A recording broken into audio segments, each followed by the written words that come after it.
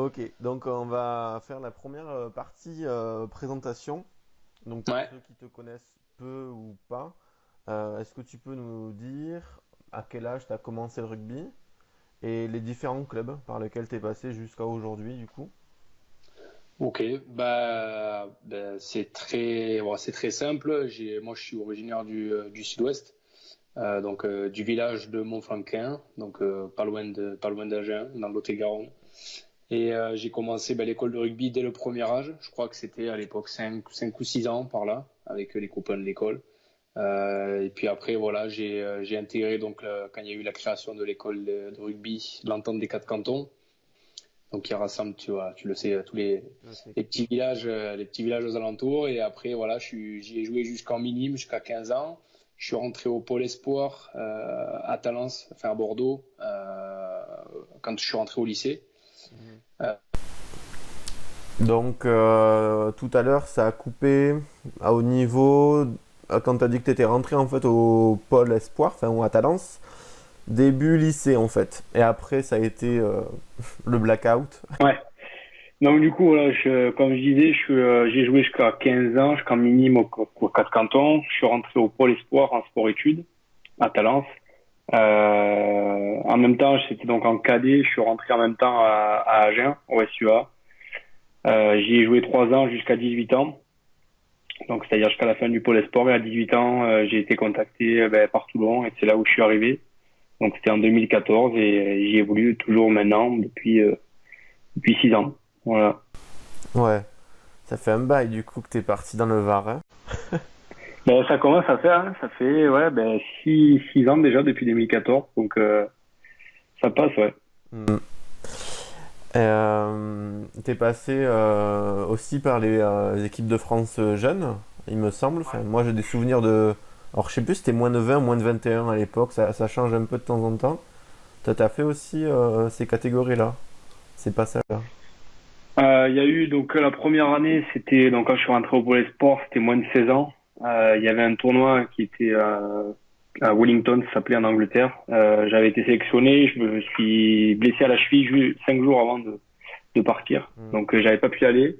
Après, voilà, j'ai fait les équipes de France moins de 17 ans, moins de 18 ans. J'ai fait le Pôle France moins de 19 ans. Mm. Et j'ai fait aussi à moins de 20 ans, les deux Coupes du Monde moins de 20 ans. Donc nous, c'était moins de 20 ans et voilà. Mm. Et ensuite, bon, je sais pas comment on dit, enfin la vraie équipe de France, enfin, les seniors. Tu t'en es combien au niveau des sélections? Une bonne dizaine? 12, il me semble exactement. Je crois que c'est 12. Je D'accord. suis quasiment sûr, hein. Voilà. Donc voilà, ça fait quelques sélections. C'est pas mal. Surtout que la première, alors si je dis pas de bêtises, c'était contre les Blacks, non? À toute première. Première cap 2017, mois de novembre, je sais plus, le 11, je crois, il me semble, au Stade de France contre la Nouvelle-Zélande. C'était un bon baptême. Ah ouais, donc 2017, t'es 96, parce qu'on n'a jamais joué ensemble, c'est toujours. On a 2 ans d'écart, donc on n'a jamais joué ensemble, on s'est jamais. Enfin, si, on a joué une fois ensemble, c'était contre un match de gala contre des Anglais à Montflanquin, je sais pas si tu te souviens. Peut-être, ouais, ça remonte. Donc je sais qu'on avait fait une fois, je me souviens pas que c'était à Montflanquin, mais c'est possible, ouais, enfin c'est possible. Enfin, Je m'en souviens pas, mais ce que je voulais dire, c'est que t'es 96, donc 2017, ça a 21 ans en fait, la première, c'est ça? ouais, c'est ça, ouais. Ouais, Ouais. ouais, ouais, 21 ans. Baptême du feu, quoi. C'était sympa. Ok. Mais du coup, on faisait une petite rétrospective de par là où tu as commencé. Euh, à quel âge, toi, tu as commencé à taper un peu dans le ballon au pied? Est-ce que ça a été en même temps que tes premières licences? Est-ce que c'est quelque chose qu'elle a depuis toujours ou c'est venu un peu après? Non, je pense que ça a été depuis toujours. J'avais un petit carré de pelouse devant la maison Hmm. et j'avais demandé à mon père qu'il me fasse des poteaux de rugby. Et donc bon, évidemment c'était compliqué à faire, mais on a réussi à le faire avec des tuyaux d'arrosage qu'on utilisait pour arroser les parcelles agricoles. Donc c'était des grandes tubes en acier et donc on avait fixé un peu. Enfin, c'est lui qui l'avait fait, il avait fixé ça. dans le carré de pelouse pour que je puisse m'entraîner à buter, quoi. J'adorais ça, et donc je pense que non, c'est depuis toujours, quoi. Ouais, donc tu considères ça plus comme une passion ou un domaine du jeu comme un autre? Ben vraiment, à la base comme une passion, parce que vraiment depuis tout petit, j'adore ça, j'adorais ça, et puis maintenant aussi, je me rends compte que c'est un rôle aussi important, et que j'ai envie en tout cas d'assumer, qui me plaît, ça me plaît de faire ça. Mm. Mais je pense que le plus important avant tout, c'est de garder cette passion, quoi, de garder ce côté-là, quoi. Mm. Je pense que c'est important. Et qu'est-ce qui t'a mis un petit peu le pied à l'étrier? Est-ce que, je sais pas, t'as quelqu'un dans ta famille qui était buteur? De regarder les stars de l'époque à la télé? Ou... Je pense que c'était un petit peu tout. C'est vrai que ben, quand j'étais petit, j'allais au stade à Agen, à Armandie, où je voyais ben, les pros jouer. Et c'est vrai que il y avait ce petit truc quand le buteur, à l'époque c'était François Gélès, donc voilà, qui butait. Et c'est vrai que c'était assez, tu te retrouves un peu tout seul sur le terrain à ce moment-là. Et du coup, je sais pas, voilà, il y avait le truc qui était tourné autour de ce jeu au pied, quand il passe entre les poteaux, le public applaudit, tout ça. Et je pense que voilà, c'est des petits souvenirs comme ça. Et moi, ça me plaisait justement de frapper dans le ballon et de voir ce ballon passer entre les poteaux. Et forcément, après, on s'identifie, on essaye de faire comme les pros sur le terrain ou à la télé. Donc bon, je pense que c'est un petit peu ces souvenirs d'enfance qui m'ont fait aimer ce geste. Et dans ces souvenirs d'enfance, est-ce que tu te souviens, toi, un peu de ton premier tee, tes premiers ballons? T'as des souvenirs de ça ou pas? Parfois ça reste, parfois bon, un peu moins, mais... Euh, Premier tee, le tee avec lequel je bute actuellement, c'est un des premiers que j'ai eu parce que je l'avais toujours eu sur moi. Ça fait très longtemps que je l'ai. Alors c'est pas le premier parce qu'il me semble que le premier c'était vraiment les anciens. Il me semble que c'était les ronds là tout plat avec juste le trou au milieu. Ouais. Je pense que c'était à peu près ça. Mais non, ça fait très longtemps que je l'ai et je l'ai retrouvé en fait. Et une fois en rentrant chez mes parents, je l'ai récupéré Mm. et je l'ai laissé là-bas. Et c'était la forme de tir avec laquelle je butais. Et puis je sais pas, j'avais retrouvé un peu ça et je me suis dit que voilà, ça me rappellerait un peu mon enfance et tout. Mais ça fait très longtemps que je l'ai. Mais voilà, après les ballons, c'était bon, les ballons classiques de toutes les couleurs. Il n'y en a aucun qui se ressemble. Ils sont tous lisses. Ils sont restés dehors sous la pluie tous les jours. Et bon, voilà quoi, un peu à l'ancienne. Ouais, ouais. Bon, on a souvent... Alors, les petits tout ronds, là, tout... avec juste le trou, on les retrouve plus dans le commerce, c'est dommage. L'autre jour, il y a un jeune qui m'a demandé sur Instagram qui voulait l'essayer. J'ai dit qu'il m'en restait un, mais je l'ai jamais retrouvé chez mes parents. Mais ça se trouve plus, ça, c'est mythique. Ouais, c'est une denrée rare maintenant. Ouais. Et du coup, ça me permet alors, on va clôturer la partie présentation, on va switcher sur la partie matériel. La question suivante, c'est quel tee tu utilises aujourd'hui? Donc c'est un tee de ton enfance. Moi, je vois à peu près lequel c'est. C'est un tee assez bas, en plastique dur. T'as la marque, t'as quoi comme référence? Alors là, je l'ai pas sur moi. Je serais allé le chercher, mais je crois qu'il est dans la voiture avec le sac de ballon que j'ai. Non, c'est un tee qui est assez bas. Il est bleu marine, enfin bleu foncé. Mm. La marque, je l'ai pas parce il est tellement vieux qu'il y a plus rien dessus. Mm. Il y a que la couleur. Mais voilà, c'est un tee assez bas avec les quatre pics juste pour tenir le ballon. Ouais. Assez classique, mais je me souviens plus après du reste. Ouais, ouais. Ça, c'est un tee qu'on peut encore trouver, enfin, qui se fait encore. Enfin, Keepstar le fait, il y en a plein qui le font celui-là. Ouais, ouais, je pense que ça doit être ça. Ça se trouve, voilà, je l'ai tellement depuis longtemps que ça se trouve c'est un, mais ça se trouve encore, oui, c'est des petits basiques quoi, qu'on trouve. Ouais. Parce que moi, alors ça remonte il y a quoi, 3 4 ans, quand je jouais encore à Villorial, il y avait dans le local à pharmacie, local à matériel, un petit rouge Puma télescopique où il y avait marqué Bello. Donc je pense que c'est le tien.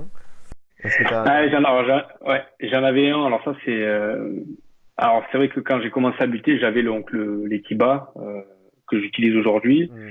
Et ouais, quand j'ai eu, je sais pas, 13 14 ans, j'ai été passé sur un petit télescopique parce que forcément, ça, là, on a envie de taper plus loin, plus fort. Et donc, du coup, non, j'en avais eu un comme ça. Je l'avais utilisé en minime. je me souviens. Et écoute, il doit être là-bas alors, parce que Ouais. je l'ai pas depuis, et voilà, ça doit être là. Peut-être que Jean-Yves l'a récupéré, je sais pas, mais en tout cas, je me souviens de ça. Ouais. Et alors, est-ce que tu as du coup plusieurs exemplaires de ce style-là de ton enfance? Parce que on en perd souvent, ceux qui n'ont pas de chance s'en font voler. Enfin, moi, ça m'est arrivé de me faire voler des tis. Toi, tu as toujours le même depuis le début? Tu as quand même eu d'autres. Enfin, tu as acheté d'autres exemplaires pour être sûr de toujours en avoir un sous la main? Ouais. Oui, j'en ai. Alors c'est marrant parce que j'en ai un de rechange. J'en ai un de rechange et que j'avais toujours sur moi. Et maintenant que tu me le dis, je me rends compte qu'en fait, je l'ai plus sur moi. Enfin, je l'ai à la maison, mais je le prends pas pour les matchs. J'ai vraiment que mon petit. D'ailleurs, il faut peut-être que je le prenne au cas où. Mais mais c'est vrai que à moins qu'il soit gelé, mais enfin bon, c'est pas très important. Je suis en train de penser en même temps, mais non, j'ai vraiment toujours le même petit depuis. J'y fais vraiment très attention. Je sais exactement où est-ce que je le pose avant le match, pendant le match. Je sais qui l'utilise. Je sais qui me l'apporte. Je sais où est-ce qu'il est sur le banc de touche. Si jamais il y a quelqu'un qui le cherche, je demande à ce qu'on le pose. Voilà là. Quand j'ai fini mon échauffement, je le pose toujours au même endroit. Non, j'y accorde vraiment beaucoup d'attention et d'importance, et je compte pas le perdre. Et donc c'est beaucoup de précautions par rapport à ça. Ouais. C'est l'objet précieux de chaque but. Ouais, un petit peu. Mais même, voilà, même à l'entraînement, je l'ai toujours à l'entraînement, je le pose toujours au même endroit. Je sais où est-ce qu'il est en permanence. Hmm. Au niveau crampon, je voulais te poser une question. Parce que j'ai fait différentes interviews, mais qui commencent à dater. J'avais posé la question à Maxime Lucu qui m'avait dit qu'il avait fait un changement de crampon à Biarritz, qui était passé sur des crampons classiques à des entre guillemets haut de gamme et que ça l'avait vraiment aidé. Et toi, qu'est-ce que tu utilises aujourd'hui? Pourquoi cela et pas d'autres? Alors moi aujourd'hui, je travaille avec Adidas, donc du coup je joue qu'en Adidas. Et voilà, je suis très, en tout cas, je suis très satisfait. On va dire que voilà, on reçoit régulièrement des crampons, donc on a la chance de jouer avec des crampons de qualité, donc qui sont quasiment pas neufs, mais enfin qui sont voilà en bon état. Et non, vraiment, j'aime beaucoup le confort. En général, je joue toujours avec des crampons vissés. Je joue très très rarement avec des crampons moulés parce que pour les appuis. La stabilité, c'est personnel. Mais même des fois en jouant sur synthétique, je joue avec des vissés. D'accord. Donc après je les change, j'adapte en fonction de chaque match. J'ai des crampons de rechange. Je sais comment à peu près est le terrain en fonction des conditions. J'ajuste la longueur de chaque crampon avant le match. Mais non, voilà, moi je joue toujours avec cette marque-là parce que je travaille avec elle et parce qu'elle me convient aussi. Elle me convient aussi très bien. Ouais. Ouais. C'est le modèle Predator, non? Ça. Ouais, c'est ça. Modèle Predator. Ouais. Et du coup, alors, elles te conviennent, tu les as choisies, bon, forcément parce qu'il y a du confort, mais est-ce que le fait que tu sois buteur, ça a orienté ton choix à vraiment rechercher la qualité du toucher de balle, la qualité du ressenti? C'est quelque chose que tu as recherché? Après c'est après moi c'est alors oui ça compte, mais c'est aussi une question d'habitude. Aujourd'hui voilà, je suis habitué à ces crampons. Ne me demande pas pourquoi, mais je j'aurais pas envie de changer ou de mettre une autre paire de crampons. Pourtant on pourrait se dire bon, ça reste des chaussures et c'est pareil avec d'autres, mais voilà, c'est une question d'habitude, c'est une question de feeling. Hmm. Et donc forcément, après, voilà, je sais que la marque travaille beaucoup sur ce crampon-là, pour ce rôle-là, avec on voit qu'il y a une partie assez qui agrippe pas mal le ballon, donc pour un meilleur contrôle. Après, je pense que c'est des tout petits détails, mais en tout cas, voilà, c'est un modèle qui est recherché pour aller dans le sens du geste et du rôle du buteur. Donc voilà, aussi, je trouve que c'est important, mais c'est une question avant tout de ressenti personnel. Ouais. Après, pour les Predators, tu prêches un convaincu, je crois, depuis les années minimes, j'ai toujours eu que ça. Même enfin, au niveau pro, il y en a pas beaucoup qui ont autre chose. Il y a Farrell qui est en Nike. Mm. Puis, Après, je sais, enfin, en tout cas, dans le monde des pros, voilà, il y a beaucoup aussi maintenant de contrats, d'équipementiers et tout, donc ça rentre aussi maintenant en jeu. Mais voilà, Predator. Et puis Ouais. toujours. Ok, on va passer du coup à la partie entraînement. On a parlé tout à l'heure un peu en introduction entre nous sur ce que vous aviez à faire pendant le confinement. Est-ce que tu avais quand même un stade à proximité? Tu as pu aller taper la balle ou c'était que t'as fait que du renfo comme tu me disais? Alors, j'avais demandé. Alors, le stade de Mayol était fermé ici, et un autre stade d'entraînement auquel je pense on aurait pu se rendre pour s'entraîner était en travaux. Ils ont refait la pelouse, donc on n'avait pas de stade, étant donné que même tous les autres stades appartenaient forcément à des mairies, donc ils n'étaient pas ouverts vu que c'était des lieux de rassemblement sportif. Donc non, malheureusement, j'ai pas eu l'occasion d'aller buter, et du coup j'ai hâte qu'on reprenne un petit peu pour s'y remettre un peu, mais voilà, malheureusement avec déjà le confinement et le fait que la pelouse d'entraînement soit en travaux, c'était pas possible. Ouais. D'accord. Je vais te poser du coup une question qui n'est pas prévue. Est-ce que tu as pensé un petit peu à la reprise? Concernant spécifiquement le jeu au pied, est-ce que tu as déjà imaginé reprendre plutôt tranquillement, faire tel type de séance? Ça pourrait peut-être intéresser des jeunes buteurs qui vont aussi reprendre après 2 mois, ouais, 2 mois de confinement. Alors déjà là pour pallier un petit peu, c'est un peu technique, mais quand on ne peut pas pratiquer physiquement parlant le geste, on peut le pratiquer mentalement en faisant de la visualisation. Donc ça ressemble un peu à une forme de méditation. On se ferme les yeux dans un endroit calme et on essaie de s'imaginer en train de faire le geste. Donc c'est une forme d'entraînement qui est prouvée et qui permet entre guillemets à notre corps et notre esprit de faire comme si on s'entraînait.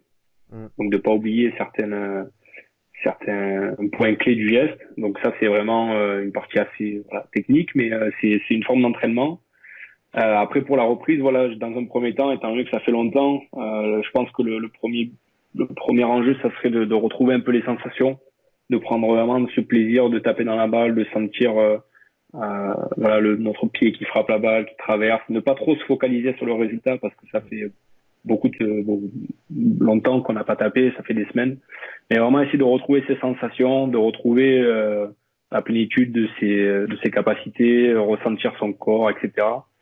Et après, dans un deuxième temps, voilà, commencer à se recentrer sur notre routine, et puis après commencer à penser aux résultats. Mais vraiment, dans un premier temps, je pense que c'est important de se remettre toutes les sensations, euh, de se remettre un peu là-dessus. Ouais, mais d'ailleurs, ça me permet de rebondir parce que aujourd'hui, j'ai retrouvé des terrains où je peux tourner parce que tout est fermé à Angoulême. J'en ai trouvé un et demain, je voulais tourner pas mal de vidéos et notamment une qui parle de la différence entre le résultat et le processus. Et c'est un petit peu ce que tu viens de dire, c'est sur une séance de reprise, mais je pense pas qu'à ce moment-là. C'est quand même intéressant de se concentrer sur le processus, le geste, les sensations, se connaître au lieu de chercher absolument.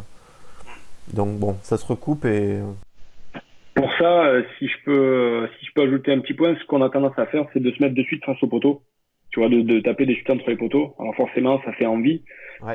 Mais souvent, quand on a tendance à faire ça, on a tendance à regarder le ballon, voir s'il passe ou pas. Alors que ce qu'on recherche, c'est la sensation. Donc, ce qui est bien, c'est de faire un exercice du style chez le gardien de but. Tu prends pas de cible, mais vraiment, tu te mets en mode gardien de but, tu recules sans prendre tes pas et tu tapes le plus loin possible en essayant de traverser le plus naturellement. Et c'est bien pour retrouver les sensations, en tout cas, quand ça fait un petit moment qu'on n'a pas buté, quoi. Et essayer d'oublier un peu cet objectif poteau, quoi. Ouais. Tu veux dire, par exemple, poser la balle, reculer et enchaîner tout de suite? Ouais, voilà, poser son ballon un petit peu grossièrement comme on a l'habitude de le poser. C'est sûr qu'on va pas le mettre à plat ou vraiment, mais voilà, poser son ballon, prendre de l'élan, plus ou moins l'angle voilà dans lequel on se sent confortable pour taper. Mais vraiment, voilà, adopter cette course où on arrive un petit footing, mais vraiment un peu à la manière d'un gardien de but quand il va pour dégager le ballon après un 6 mètres. Voilà, c'est un exercice qu'on m'a fait pratiquer et qui, en tout cas, ça permet vraiment de faire le geste vraiment de manière naturelle et sans trop se prendre la tête, quoi. Ouais. Mais tu sais, j'appelle ça les frappes instinctives. Et je pratique beaucoup ça dans les quelques coachings que j'ai la chance de faire. Et notamment pour une personne, ça a été un peu une découverte et je pense que tu le connais. Il a joué en espoir avec toi, il m'a dit, Christopher Elec. Et je lui ai fait découvrir ça. Il jouait là, cette saison à Sarlat, donc on s'était rencontrés quelques fois et ça avait vraiment bien marché, quoi. De retrouver, tu sais, de pas trop être trop dans le mental et vraiment délier le corps, délier la technique et ça fait beaucoup de bien. Et sur une séance de reprise post-confinement, je pense que c'est plus qu'indiqué, si tu vois ce que je veux dire. Ouais, non, je m'en souviens, ouais. Mais c'est un bon exercice, vraiment. Mm. Du coup, en période de compétition, combien tu as d'entraînement par semaine jeu au pied? Tu essaies de faire tous les jours, tous les 2 jours? Alors, je fais un entraînement par jour où on s'entraîne, du moins. Ouais. Donc, par exemple, si je donne une semaine type, le samedi, par exemple, on a match. Donc, le dimanche, on va être au repos. Donc, là, il y aura pas d'entraînement. Le lundi, c'est le jour de reprise. Donc là, en général, ça dépend de mes sensations, mais je peux être amené à faire du jeu au pied. Mais en général, c'est pas très long parce qu'il y a encore beaucoup de courbatures par rapport au match et tout. Mm. Le mardi, c'est une grosse journée d'entraînement. Donc là, oui, là, je m'entraîne à faire du jeu au pied. Le mercredi, on va dire que c'est off. On a une journée de repos en plein milieu de la semaine pour se régénérer. Là, en général, je fais pas de séance. Avant, j'en faisais quand je jouais pas encore avec les pros. J'en faisais souvent sur les jours off. Je venais pour faire des petits exercices et tout. Maintenant, je le fais quasiment jamais. Et après, voilà, jeudi, vendredi, on a 2 jours d'entraînement avant le match. Et là, par contre, oui, là, c'est entraînement jeu au pied. Et après, le samedi, c'est match. Donc, voilà, les jours où on s'entraîne, là, je fais du jeu au pied, quoi. D'accord. Ok, c'est très clair. Comment tu fais pour bosser l'ensemble du jeu au pied? Est-ce que tu as des moments spécifiques tir au but? Est-ce que tu essaies de mixer un peu à chaque séance? Comment tu t'organises Alors, comment j'organise? Déjà, le jeu au pied type tir au but, je le fais sur chaque entraînement. Ça peut être plus ou moins long en fonction des sensations que j'ai, en fonction des résultats que j'ai. Mais ça, j'essaie d'y accorder une partie à chaque fois. Mhm. Ensuite, pour les autres styles de jeu au pied, pareil, ça dépendra de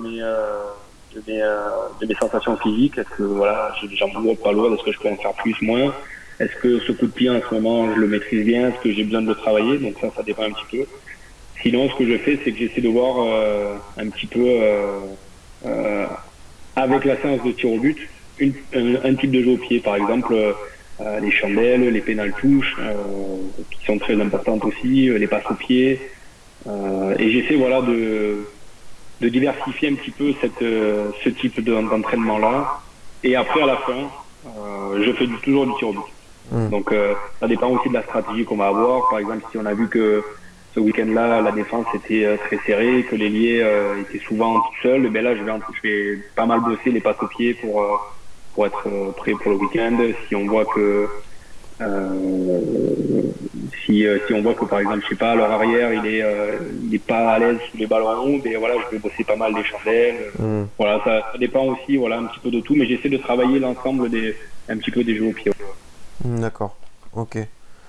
Du coup, pour revenir sur ton environnement à Toulon, tu as connu, forcément, est venu le moment d'en parler. Tu as connu Wilkinson en tant que joueur. Tu l'as connu aussi, alors, j'imagine qu'il vous a accompagné aussi pour le jeu au pied, à à un moment donné. Qu'est-ce que. Je vais pas te demander les meilleurs conseils qu'il t'a donné parce que ça peut être plus personnel, mais qu'est-ce que tu retiens finalement de cette rencontre qui peut faire encore briller les yeux des plus jeunes joueurs, tu vois? Ça reste quand même encore un monument.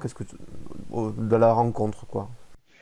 Ben déjà la rencontre, alors lui il a arrêté au moment où moi je suis arrivé, donc je l'ai pas connu en tant que joueur même. Je me suis pas entraîné collectivement avec lui, Mhm. mais en tout cas il était encore sur Toulon à ce moment-là et donc du coup il était en charge un petit peu du jeu au pied. Il venait assez régulièrement, il faisait des allers-retours avec son Angleterre et Toulon, donc on le voyait une fois par mois à peu près. Il venait sur une semaine. Et non après voilà, qu'est-ce que j'en retiens? Déjà c'est déjà le joueur est homme, c'est quelqu'un qui a beaucoup de valeur, qui est très ouvert, qui nous donnait vraiment 100% de son temps pour nous entraîner, avec tous les conseils qu'il pouvait nous donner. C'était une approche très anglo-saxonne, c'est-à-dire qu'il y avait beaucoup de détails, qu'il fallait qu'il évoquait lui. Souvent, nous, on a tendance à buter avec les sensations un peu qu'on connaît, à essayer de frapper de manière à se concentrer vraiment sur le résultat. Lui, c'était vraiment tout ce qu'il y avait avant, parce que selon lui, si tu respectes tout le processus qu'il y a avant, que ça soit dans la course d'élan, la position du corps, traverser le ballon, etc. Et ben si tout ça tu le respectes, tu n'auras même pas besoin de regarder le ballon pour savoir que tu l'auras frappé, quoi. Donc c'était un petit peu cette approche-là, et c'est vrai que on a tendance à se dire il y a des jours ça va passer, des jours ça va pas passer, mais en réalité voilà, c'est pas une excuse, et si ça passe pas, c'est qu'il y a un problème à quelque part dans ton approche, dans ta façon de frapper, et si tu règles ce problème, et ben le ballon il passera, quoi. Après voilà, il y avait aussi un peu du mental, forcément. Il y a des jours où mentalement on se sent beaucoup mieux que d'autres. Mais bon voilà, c'était un petit peu cette approche là que j'ai découvert avec lui, et puis forcément de travailler avec lui en une semaine d'entraînement avec lui, tu avais l'impression d'avoir buté depuis 10 ans. C'est normal. Je pense que ça fait partie des effets quand tu rencontres un bon coach dans n'importe quel domaine de vie, hein, que ce soit le sport, tu gagnes 6 mois, un an, quoi. Donc, ouais, voilà. Et pardon, excuse-moi, qui aujourd'hui du coup vous accompagne dans ce domaine? Moi j'avais regardé un petit peu parce que je sais qu'il y a, alors Vlok, j'ai mal prononcé peut-être, qui était à Toulon il n'y a pas si longtemps. Ouais, Floki, c'est un Sud-Africain qui a pas mal travaillé en Afrique du Sud avec notamment des joueurs comme André Pollard, qui aujourd'hui est rentré, qui a travaillé à Toulon quand il y avait Fabien Galtier, Mhm, et qui là est rentré du coup dans le staff du 15 de France. Donc j'ai travaillé avec lui quelques temps. mhm, Il y a Philippe Doucy aussi, qui était l'ancien, qui aujourd'hui est au Racing, ouais. qui était pareil l'ancien entraîneur en charge de ce domaine-là pour l'équipe de France. Ouais. Euh, donc ça c'est récemment. Après voilà, c'est vraiment les entraîneurs types que j'ai eu. Alors peut-être que j'en oublie, je m'en excuse par avance, mais ce qui me vient à l'esprit, voilà, c'est ça. D'accord. Et aujourd'hui sur Toulon il y a quelqu'un en poste ou vous êtes plutôt autonome au RCT par rapport à ça? Alors on a beaucoup d'autonomie. Après alors il y a personne qui est vraiment en charge de ça, qui avait vraiment voilà ce poste-là, mais on était beaucoup accompagné par Titi, c'est Sébastien Tousbord, qui est resté vraiment avec nous, donc qui a connu Johnny pendant de nombreuses années, qui connaît son approche et tout, et qui du coup l'utilise dans sa façon de taper au pied en tant que neuf aussi. Mm.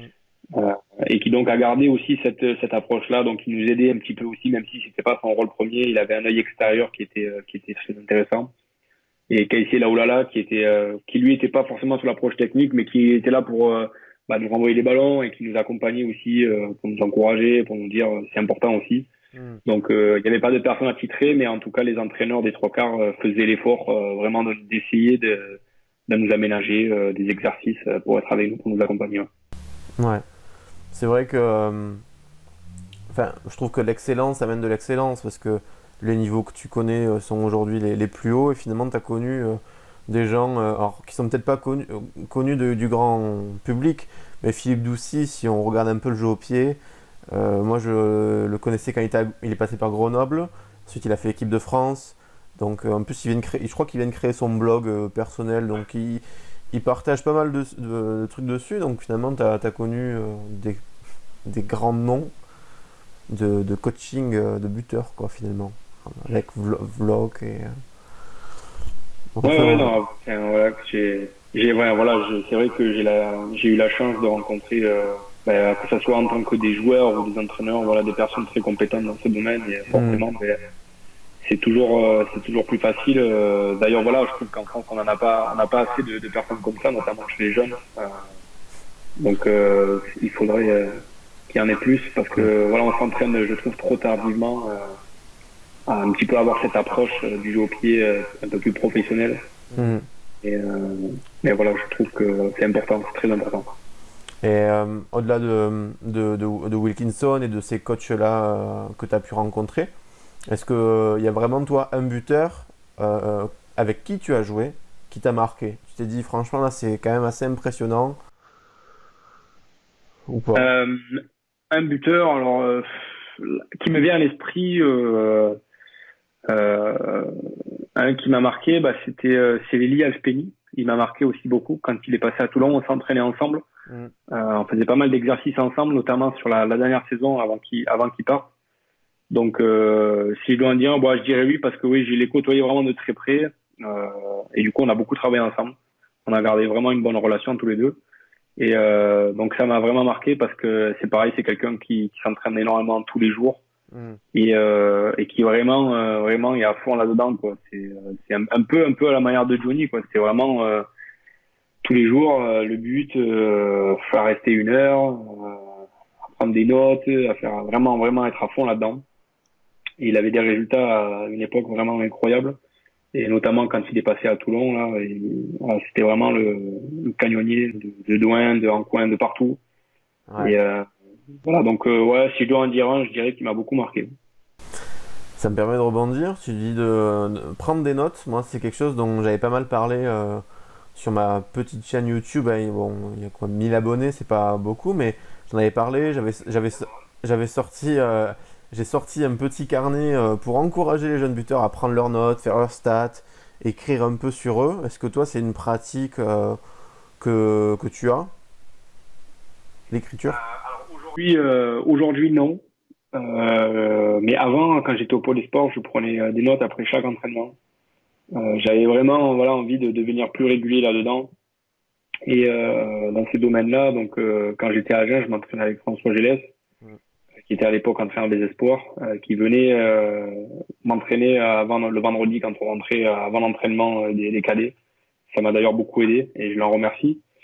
Mais vraiment, voilà, à cette époque-là, avant, je le faisais vraiment beaucoup après chaque entraînement. Je disais, voilà, la pelouse était bien, le vent était comme ça.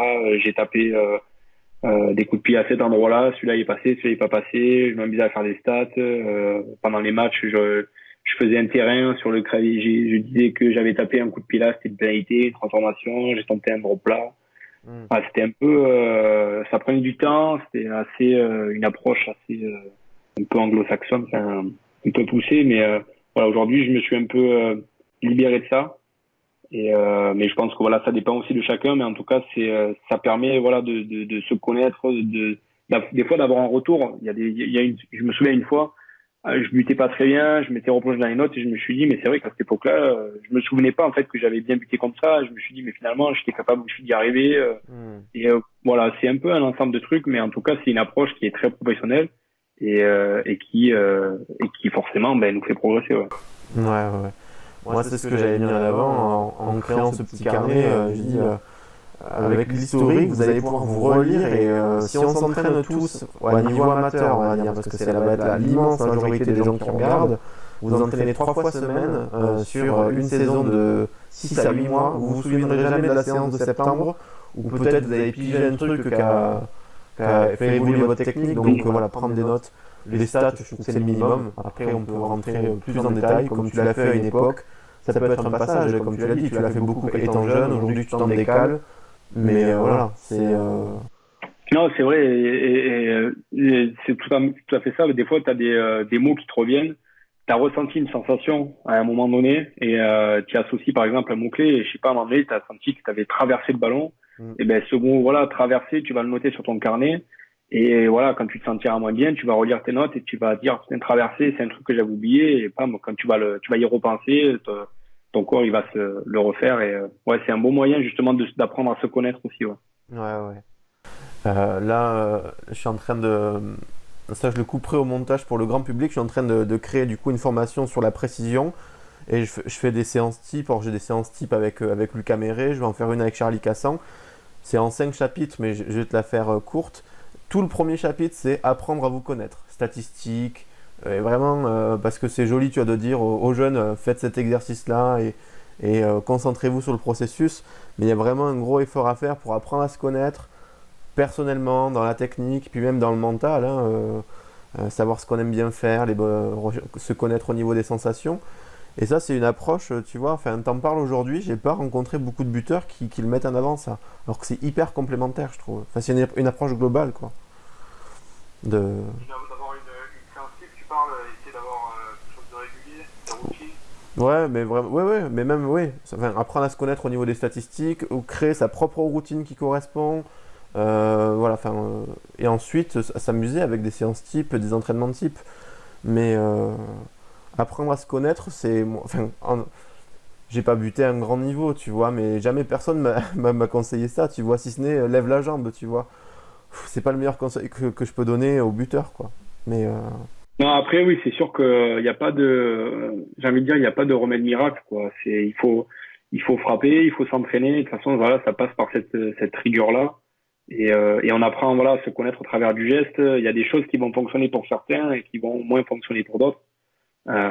Et ça, voilà, il faut en être conscient. Et c'est un peu, moi, je sais qu'à une époque, j'avais vraiment voulu apprendre, adopter une approche vraiment très biomécanique et me dire, oh là, il faut que je fasse ça, que j'ai tel angle, que je prenne tel pas. Mais vraiment, il y a un moment donné, ça me correspondait pas, en fait. Et j'avais complètement changé mes habitudes que j'utilisais depuis toujours. Et en fait, finalement, je suis revenu à mes habitudes et je me suis rendu compte que j'étais vachement beaucoup plus confortable. Et du coup, voilà, j'ai exploité plus ça et finalement de revenir un petit peu à mes sources et ce que moi je ressentais, ce que je maîtrisais, ben forcément après les résultats ils reviennent quoi. ouais. T'es revenu vers plus de naturel, quoi. Vers toi-même, hein. Ouais, c'est important, c'est pour ça que je dis voilà, il faut apprendre à se connaître et vraiment ne pas trop s'extérioriser de ça quoi. Hmm. Pour revenir au RCT, au niveau des entraînements, tu as dit tout à l'heure que tu avais pas mal pu partager de temps avec Alf Penny. Alf Penny, pardon, j'ai mal prononcé. Tu t'entraînes plutôt solitaire, plutôt en groupe. Euh, Un peu des deux, je sais pas. Qu'est-ce que t'aimes bien? Alors moi pour l'approche du tir au but, je dirais très solitaire. Parce que j'aime bien, voilà, quand ça reflète un petit peu ce qu'il y a sur le terrain aussi. Quand on a un coup de pied à taper, ben, il y a entre guillemets, ben, tout le monde te regarde, il y a que toi qui le tape, il y a personne qui va venir te taper à ta place. C'est sûr. Si ce n'est le talonneur qui va peut-être venir te tenir le ballon s'il y a du vent. Mais non, c'est très rare.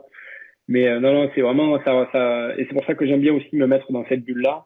Après, ça peut arriver, par exemple, de se dire à l'entraînement avec un autre joueur qui s'entraîne, de se dire bon, c'est un petit concours. Ça permet aussi de se mettre un petit peu la pression et de retrouver des conditions de match où le résultat vraiment compte. Tout à fait. Mais sinon, voilà, très très solitaire sur le tir au but. Et après, voilà, j'aime bien travailler avec d'autres joueurs pour les autres types de jeux au pied. Par exemple, les dégagements, ben, je vais prendre un numéro 9 qui va me faire une vraie passe comme si on était en match. Je vais lui demander qu'il me fasse des éjections pour mettre dans les conditions avec la bonne profondeur, le bon emplacement. Pareil, voilà, pour les passes au pied, je vais lui demander qu'il me passe la passe ou voilà, essayer de se mettre un petit peu en situation avec d'autres joueurs. Et donc voilà. Si c'est tir au but, c'est plutôt solitaire. Si c'est les autres formes de jeu au pied, du jeu courant, ce sera peut-être un peu plus en groupe avec d'autres personnes. Ouais. Et tu viens de dire quelque chose d'hyper important aussi, c'est pour chaque type de coup de pied, recréer un peu des conditions de match à l'entraînement. C'est une chose essentielle qui est oubliée par la majorité. Parce qu'il y a des gens qui enquillent tout le vendredi et le dimanche à 15h, ça marche plus. Et je dis à la fin de la séance, vous devez vous challenger, même tout seul, hein, mais à deux, c'est encore mieux. Ou à trois. Non, c'est important aussi de le faire de temps en temps. Il y a des fois, c'est bien de travailler seul, de revoir un petit peu les bases. Et il y a des fois, c'est bien aussi de se mettre en condition vraiment de match. C'est important aussi parce que il faut avoir aussi ce goût du jeu et de la compétition. C'est important. Au niveau des outils d'entraînement, on en a parlé tout à l'heure un petit peu de la prise de notes, de s'entraîner à plusieurs notamment. Est-ce que toi tu utilises la vidéo? Est-ce que ça t'arrive du coup, toi tu as les replays des matchs, mais tu décortiques un peu, tu le fais de temps en temps? Alors nous c'est facile parce que forcément oui les matchs sont filmés, on a accès à la vidéo donc là tout est découpé, les jeux au pied, les machins. Donc oui j'y jette un œil parce que je connais mon geste et quand je me vois buter quelque part je sais à peu près quand je vois la vidéo qu'est-ce que j'ai ressenti sur ce moment-là en fait. Et d'avoir un regard extérieur, des fois ça me permet de me rendre compte de certaines choses que je me suis pas rendu compte sur le moment. Par exemple, j'ai loupé un coup de pied sur ce match-là à tel endroit. Ben voilà, s'il y avait du vent, il y avait du vent, mais si les conditions étaient bonnes, qu'il n'y a aucune raison, on va dire extérieure, je vais me regarder mon geste et je vais me dire ah là j'étais trop assis, j'étais trop enfermé sur moi-même. Donc oui, c'est important aussi d'avoir, si on a accès à ça, de pouvoir le faire. Mhm. C'est un bon outil. Après voilà, en termes d'outils plus matériels, j'ai toujours une pompe pour gonfler des ballons si jamais, ou les dégonfler si jamais ils sont trop gonflés. Pour la pression des ballons, moi je le fais vraiment au feeling. Mhm. Je sais qu'il y en a qui utilisent des manomètres pour avoir tous les ballons à la même pression, mais un ballon qui est neuf et un ballon qui est usé, selon moi, si tu le mets à la même pression, tu n'auras pas la même sensation de tirer. Jamais. Donc moi je le fais vraiment au feeling. Euh, et donc voilà, je gonfle le ballon, je le teste un petit peu et vraiment si j'ai un bon feeling avec le ballon, je le valide ou je le regonfle ou je le dégonfle, mais Ouais. c'est assez personnel, quoi. Et alors ça c'est plus, alors c'est une question qui n'était pas prévue. J'ai pas encore eu la chance de tester les Sirius, les Gilbert Sirius.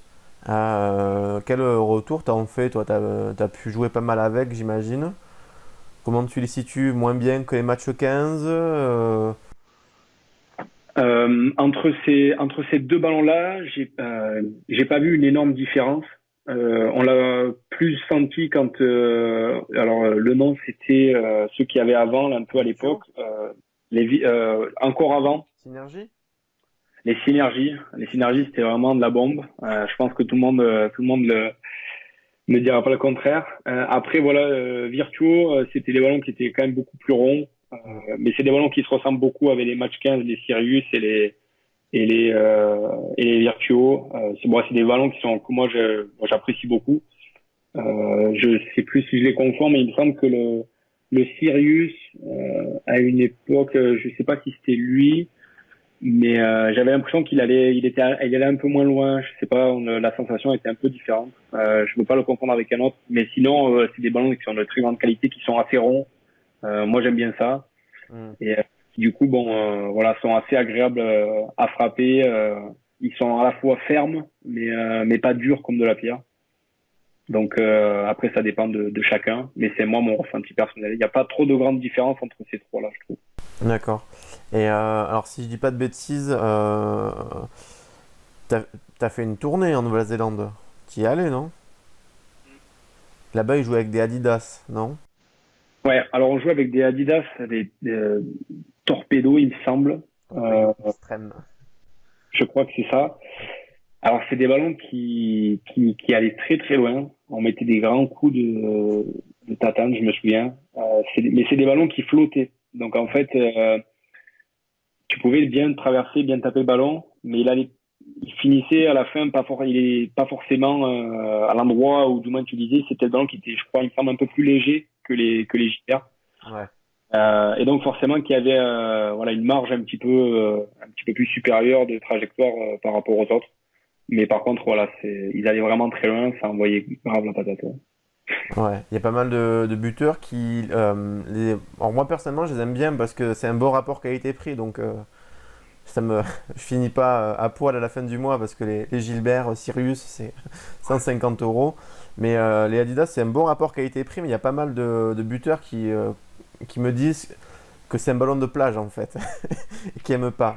Et les talonneurs, parce que parfois quand j'arrive avec mes ballons moi, mes Adidas avant l'entraînement, les talonneurs ils touchent et ils me disent c'est inlançable ce truc.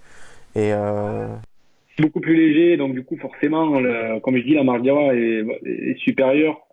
En termes de précision, c'est moins précis mm, qu'un autre ballon.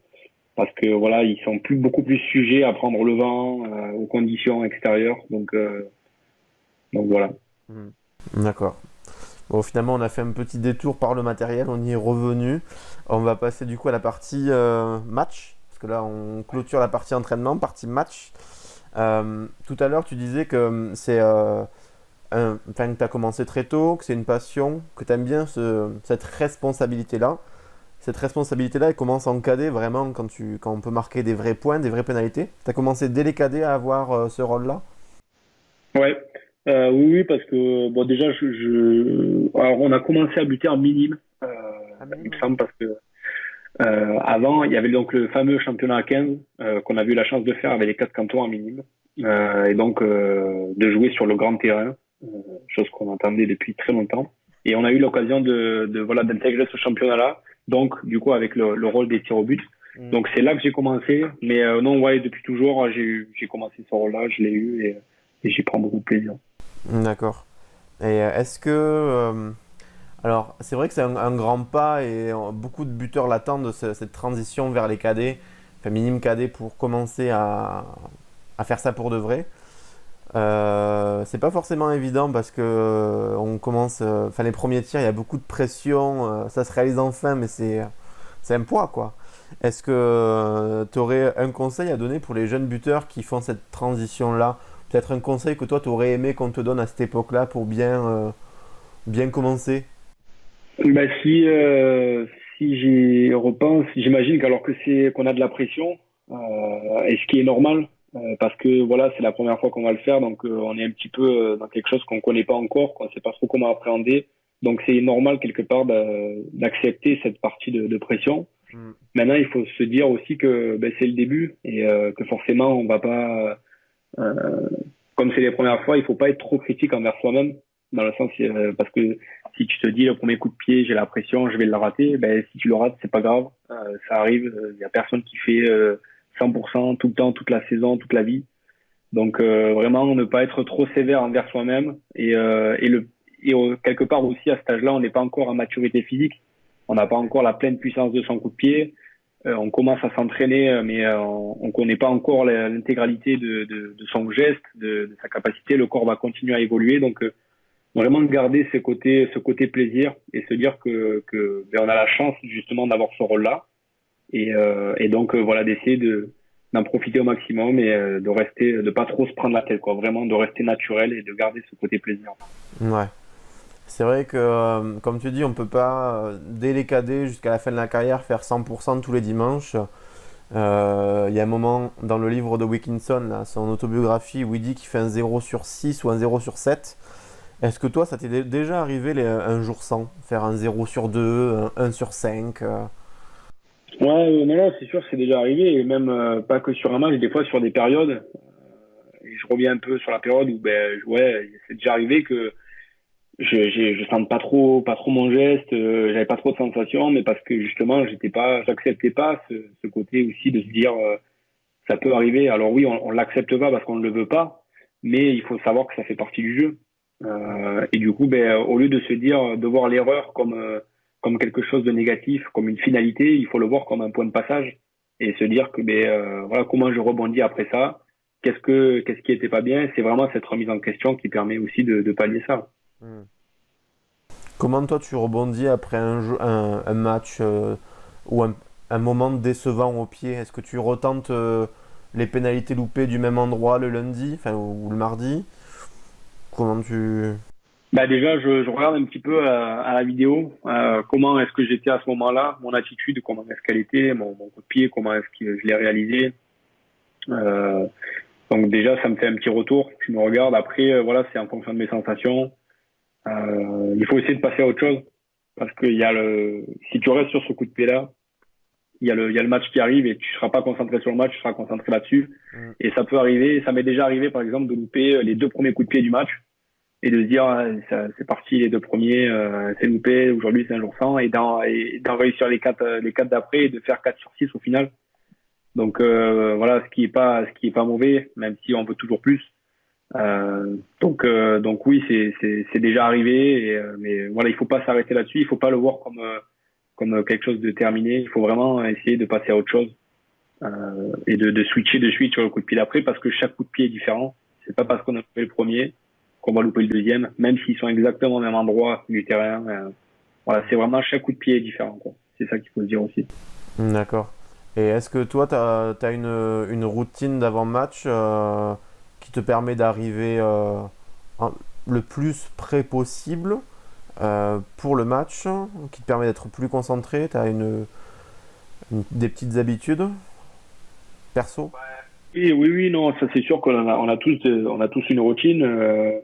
Moi, je sais que voilà, j'aime pas mal déverrouiller mon corps avant le match, avant de rentrer sur l'échauffement. Donc ça passe par de l'automassage avec les rouleaux de massage pour vraiment relâcher les muscles au maximum. On a tendance à être un peu crispé, c'est le début du match, ça va commencer, donc vraiment de relâcher les muscles, Ça permet après de se déverrouiller les articulations, d'avoir une meilleure amplitude, une meilleure mobilité.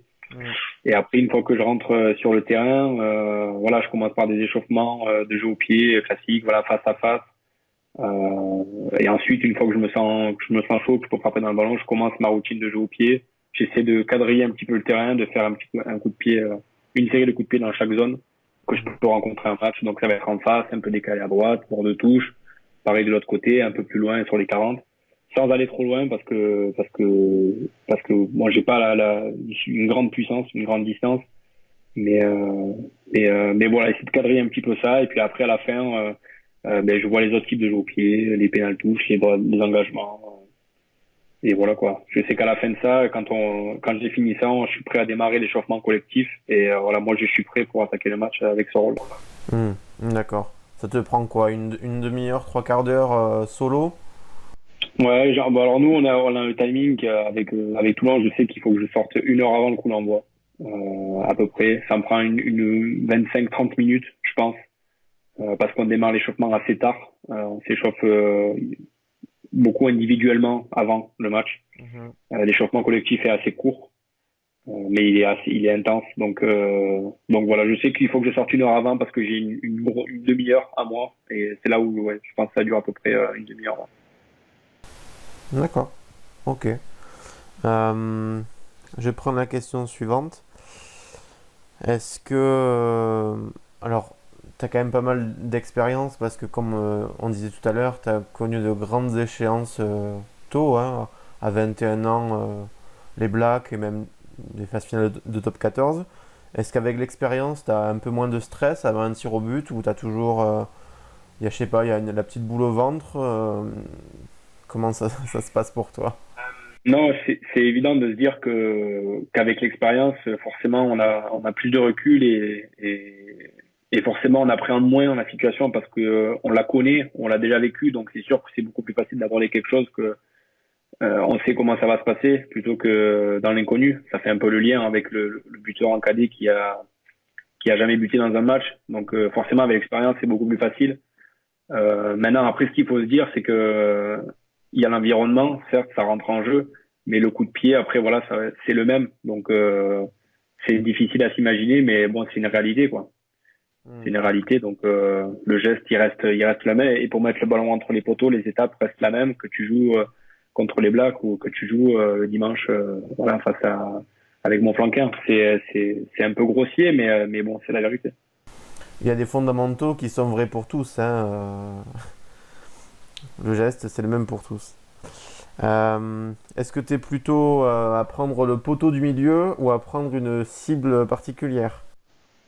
Une cible particulière. J'avais fait un stage avec les cadets du RCT à Toulon pendant une saison et en fait, je leur demande de viser vraiment au-delà du poteau.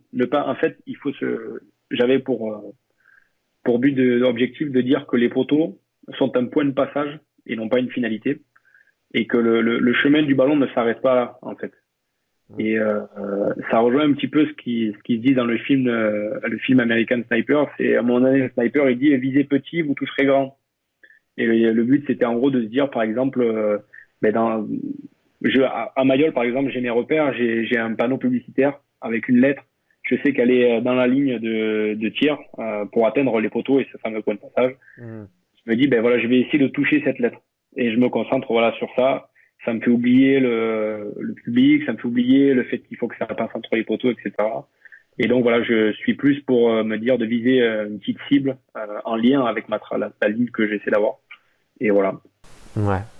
Mais tu vois, c'est marrant que tu me parles d'American Sniper parce que du coup, là, il y a quelques mois, j'ai fini de lire l'autobiographie du vrai de Chris Kyle. Et c'est un peu à partir de la lecture de ce livre que j'ai construit toute ma future formation sur la précision de sniper. Et voilà, le fait de viser petit, de viser après les poteaux, voilà. Tout ça, c'est des choses... Enfin, c'est chouette que tu en parles aujourd'hui parce que pas beaucoup de jeunes buteurs sont au fait de ça. Et pourtant, ça fait une énorme différence. Parce que viser les poteaux, c'est de suite, tu vois, ça ouvre. Alors que si tu restes... tu réduis. Indéniable. Voilà.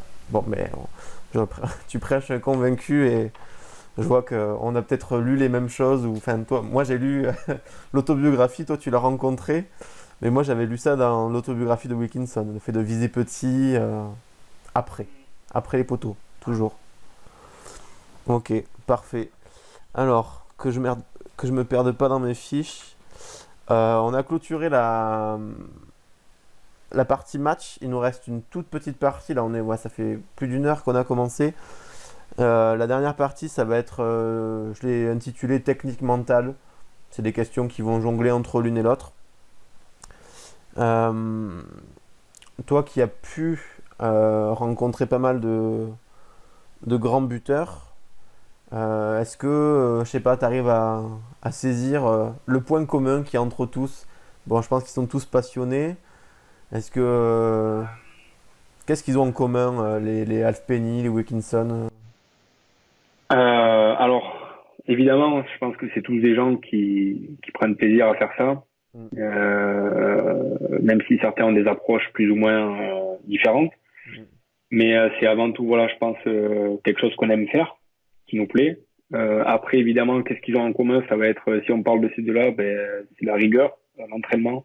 Forcément, pour être précis, pour être régulier, il faut s'entraîner régulièrement, parce que ça permet déjà de se connaître, d'être habitué aux gestes et de se mettre dans les conditions qu'on peut rencontrer.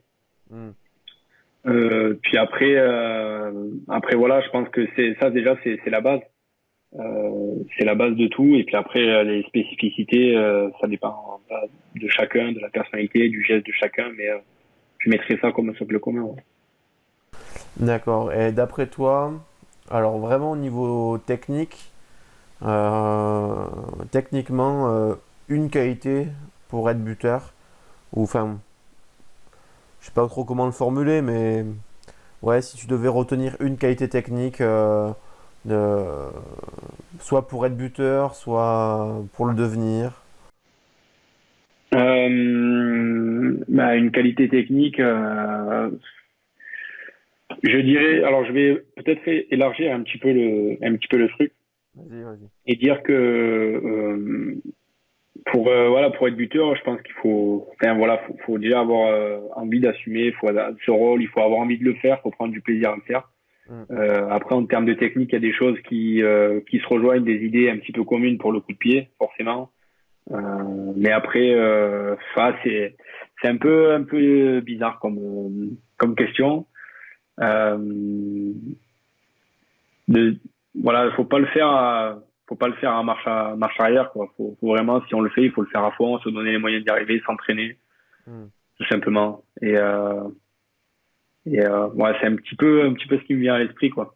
D'accord, ok. Et est-ce que on parle des qualités, on parle des conseils qui ont pu, enfin, on est dans ce thème-là. Est-ce que toi, il y a un conseil, soit technique, soit mental, soit autre, qui t'a vraiment aidé à passer un cap, tu vois? On t'a dit quelque chose, on t'a montré quelque chose, ça n'a plus été pareil, tu vois? Il y a eu un avant, il y a eu un après. Est-ce que ça t'est arrivé, ça? Il y a quelque chose que...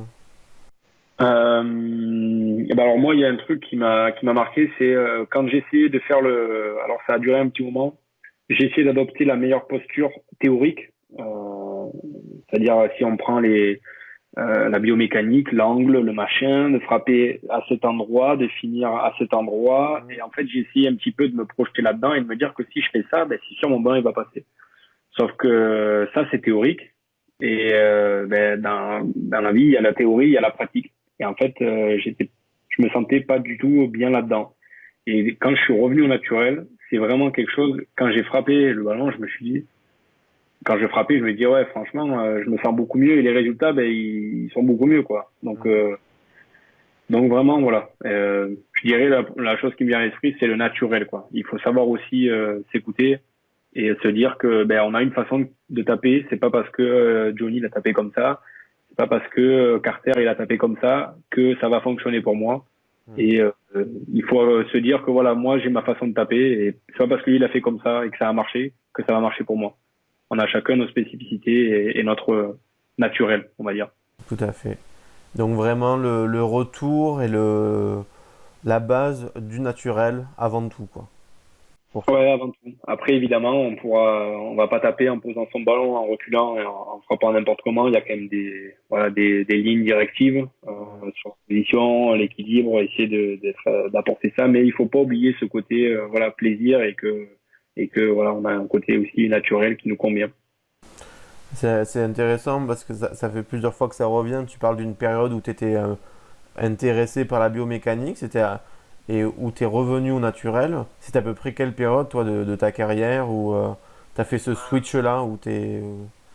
Bah, c'était pas la saison qui vient de passer, celle d'avant. Il y a eu une période où je me suis dit en fait je butais j'étais relativement satisfait des résultats que j'avais, je me sentais plutôt bien, mais je sais pas, je me posais la question de me dire comment est-ce que je peux faire plus ou mieux du moins. Hmm. Et donc j'étais encore à la fac et j'ai un professeur de biomécanique qui m'a dit en parlant de ça, et je sais pas, ça serait bien peut-être qu'on se fasse un truc. Alors on l'a pas fait ensemble, mais j'ai commencé un peu à me poser la question, à me dire ouais, mais c'est vrai que ce coup de pied là, ben si j'avais eu quelque chose de droit, de machin, je l'aurais peut-être réussi.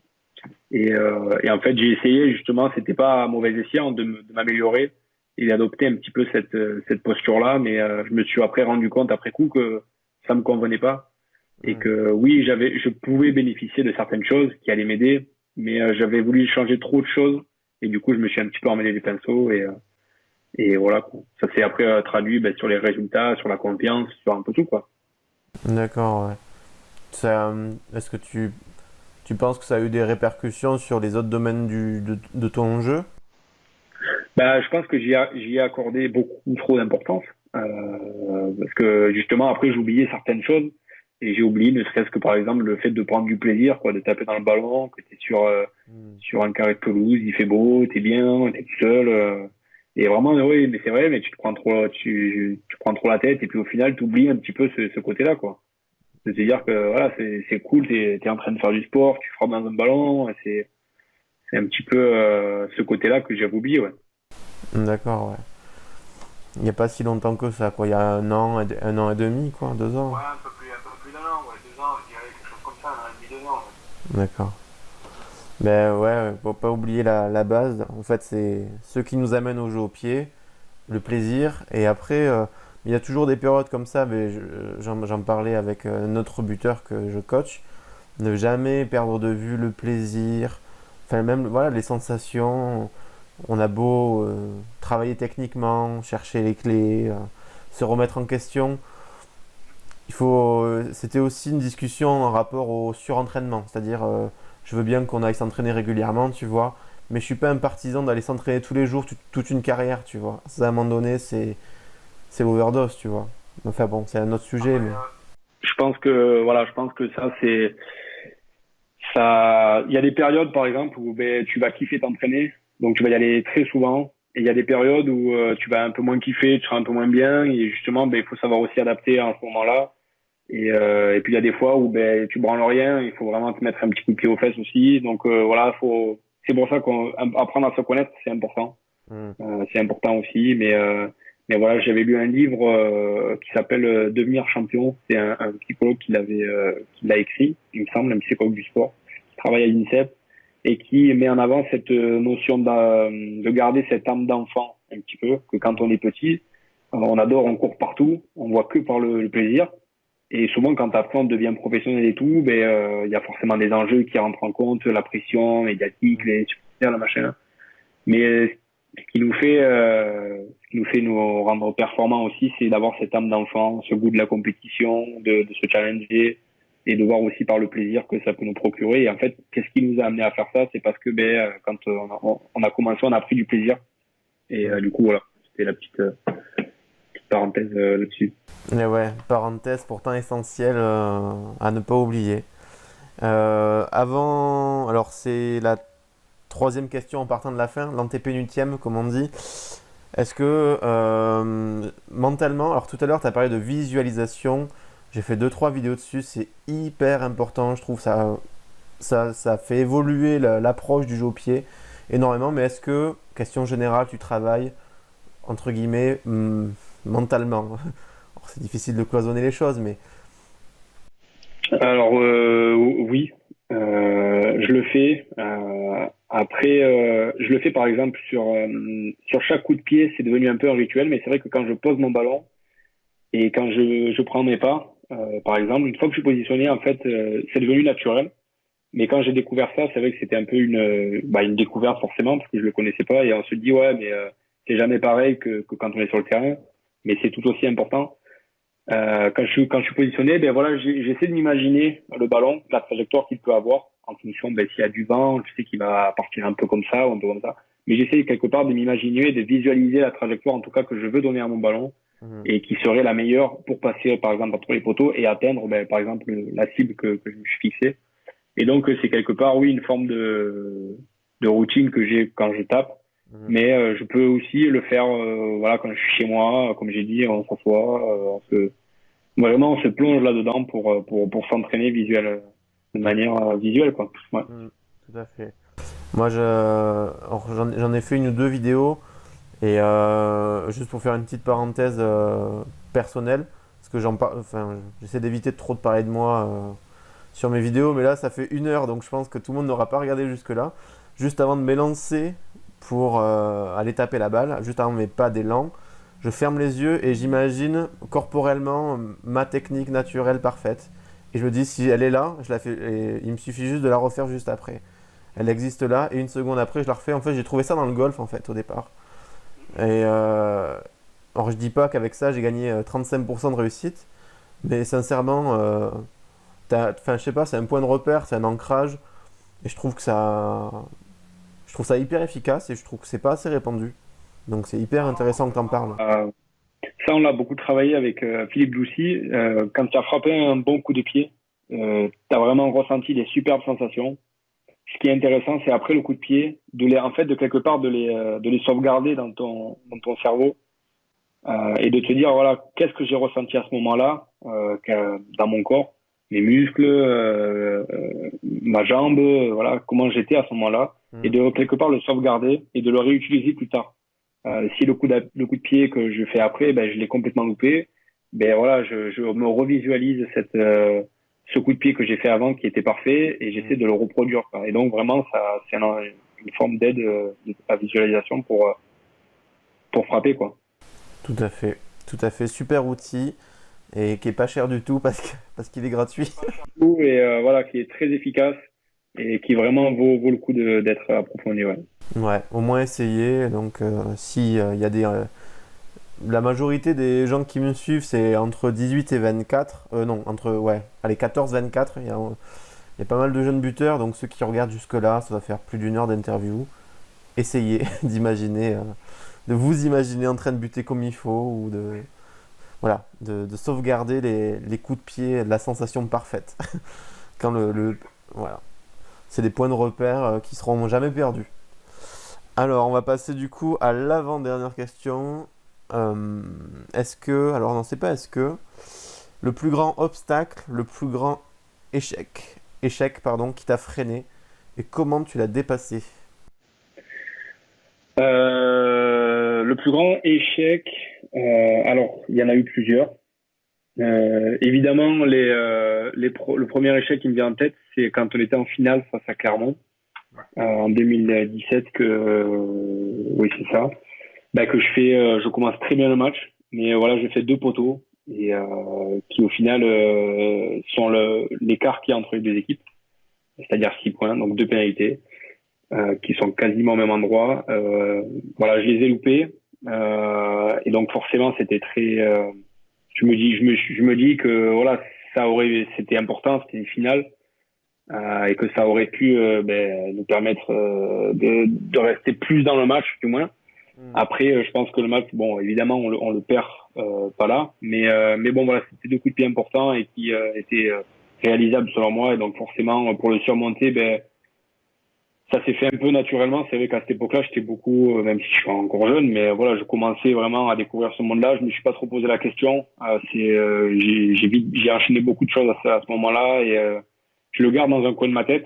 Ça est resté, mais on va dire que voilà, je suis passé à autre chose parce que j'ai pas trop, voilà, je me sentais bien et bon, j'ai loupé ces coups de pied et ça fait partie du jeu. Mais bon, voilà, c'est quelque chose qui m'a marqué parce que forcément c'était la finale et j'avais envie de tout réussir. Le deuxième coup de pied, ça a été face à l'Irlande, quand on perd la dernière action sur le drop de Jonathan Sexton. Mhm. Forcément, après, j'ai été beaucoup critiqué par rapport à cet échec, étant donné que c'était pareil, un coup de pied un peu en position, on va dire à ce niveau-là, forcément qui doit rentrer. Tous les coups de pied doivent rentrer, mais bon, voilà, c'est un coup de pied qui m'a beaucoup marqué parce qu'à ce moment-là, voilà, si je le mets, on tue en quelque sorte le match. Et donc voilà, forcément, je m'étais pas rendu compte un petit peu. C'est là aussi où ça m'a formé et ça m'a rendu plus fort parce que on se dit que ben quand je l'ai loupé, forcément, j'ai été critiqué, nana, mais ça m'a rendu plus fort et je me suis rendu compte à quel point c'était important le haut niveau, qu'est-ce que ça engendrait. Et voilà, aujourd'hui, quand je loupe un coup de pied, le fait d'être passé par cet échec-là, ça m'a rendu plus fort. Mhm. Et donc ça m'a servi aujourd'hui, quoi.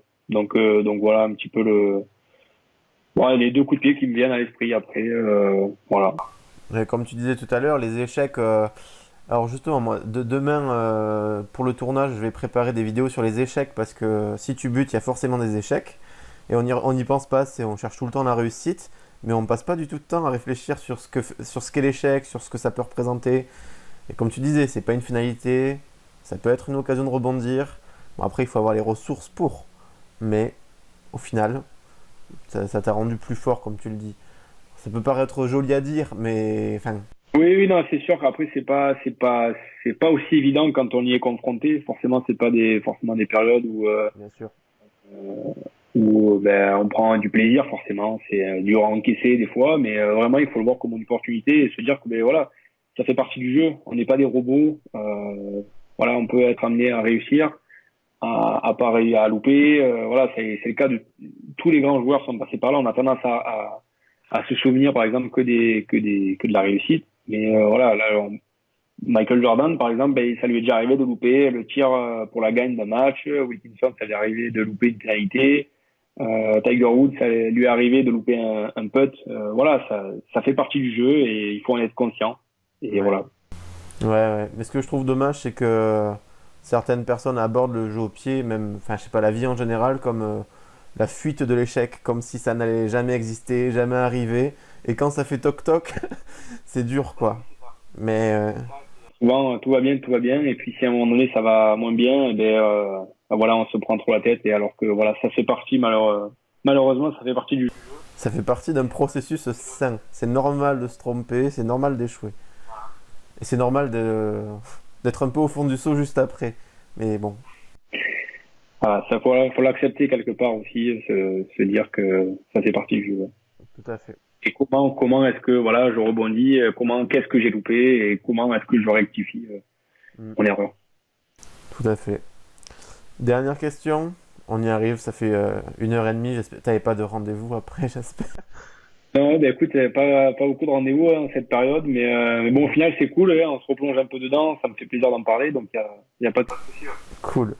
Bon, mais ouais, j'espère que tu as apprécié vraiment toutes ces questions et puis l'interview. Et la dernière question, c'est plus une question d'ouverture, à saisir ou non. C'est savoir si tu avais un truc que tu aimerais partager avec les buteurs qui regardent encore. Soit un conseil, soit, enfin, je sais pas, un truc qui te viendrait à l'esprit. Un truc qu'on n'a pas abordé. Alors j'essaie de créer toujours mes questions très complètes, de faire tous les thèmes. Mais après, bon, est-ce que tu veux rajouter le mot de la fin, on va dire? Le mot de la fin, c'est que pour un buteur, enfin en tout cas moi, on m'a posé la question pourquoi tu fais ça? Parce que j'ai envie de le faire depuis tout petit. Et forcément, des fois quand je bute, je me souviens, quand j'étais petit, vraiment c'est avant tout un plaisir. Et il faut pas oublier cette notion-là. Mais après, il faut se dire que voilà, il faut être rigoureux, il faut s'entraîner pour y arriver, il faut passer justement par cet échec-là pour rebondir, que c'est pas une finalité en soi, que c'est qu'un point de passage, que chaque coup de pied est différent, mais que voilà, si on garde la confiance, on continue à s'entraîner dur, ça finit toujours par payer. Et puis voilà, après aborder ce rôle non pas comme une pression, mais comme un plaisir dans le sens où on est privilégié en quelque sorte C'est vrai. d'avoir ça. Le fait de buter, ça permet de marquer des points pour son équipe et pour tous les efforts que les copains ils font sur le terrain. On les récompense aussi quelque part. Et donc voilà, il faut le voir un petit peu comme quelque chose de positif et se dire qu'on a la chance d'avoir ce rôle-là. Et plutôt que de se dire voilà, c'est une pression pour moi parce que voilà, j'ai cette pression-là. Mais voilà un petit peu le mot de la fin, quoi. Garder ce côté plaisir, s'entraîner dur et voilà, garder cette âme d'enfant, de compétiteur et de se dire que c'est un plaisir d'un privilège d'avoir ce rôle-là, quoi. Tout à fait. T'as dit le mot que je voulais dire, c'est un privilège. Alors, c'est facile à dire parce que là, on est chez soi, sans compétition, et c'est bientôt le début, le début de l'été. Mais c'est quand même un privilège quand il faut aller mettre la pénalité de la gagne en hiver, je sais pas, toi, sur les terrains difficiles, toi peut-être à Brive ou dans les contrées lointaines. Ça reste un privilège quand même s'il y a des contextes. Si on se retrouve à ce moment-là, on a aucun regret de se dire le coup de pied va pas, par exemple, on part de ça, mais le coup de pied, la victoire va pas se jouer sur ça, la défaite ne va pas se jouer sur ça. Justement, il faut le voir comme la chance de faire gagner son équipe. Parce qu'en soi, si tu loupes le coup de pied, tes points au tableau d'affichage, ils vont pas rétrograder, tu vas pas perdre des points, tu vois ce que je veux dire. C'est ça. Donc tu ne peux que en ajouter. Donc voilà, il faut se dire que c'est vraiment une chance, c'est que du positif. Ouais, c'est une plus-value. C'est des responsabilités, mais voilà, ça a aussi de très très bons côtés, c'est gratifiant aussi, on va pas se le cacher. Après une belle prestation au pied, un 100%, l'équipe a gagné, tout le monde est content. Exactement. C'est le kiff. Enfin bon, voilà, parfait. Bon, écoute, sur ces bonnes paroles, on va clôturer l'interview, je la couperai ici.